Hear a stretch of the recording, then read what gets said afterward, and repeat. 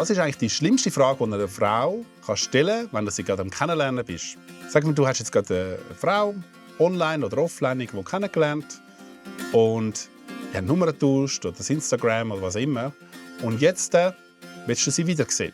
Ja gut, dann ist ja dann irgendwie abgebracht, dass man irgendeinen Zeitpunkt findet, wo man irgendwo hingehen kann.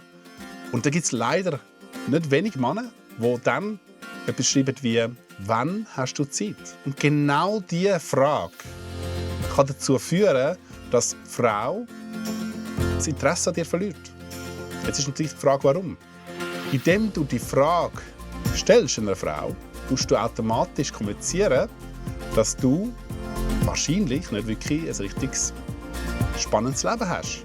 Und wenn du sonst Hobbys hast und deine Freizeit irgendwie auch gut gestaltest, dann tust du trotzdem kommunizieren, dass du für sie alles stehen und liegen lässt. Und das ist für die meisten Frauen nicht wirklich interessant.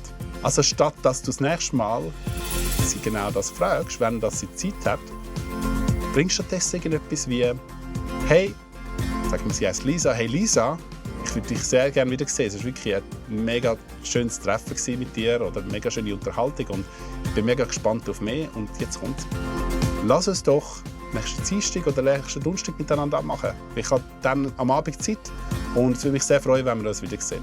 Oder die Kurzfassung, «Hey Lisa, lass uns doch wieder sehen. Ich habe dann und dann Zeit. Wie sieht es bei dir aus?» Etwas in dieser Art, du dir kommunizieren, du hast ein eigenes Leben, du freust dich aber, sie wieder zu sehen. Und das ist attraktiv und alles andere ist einfach nur uninteressant.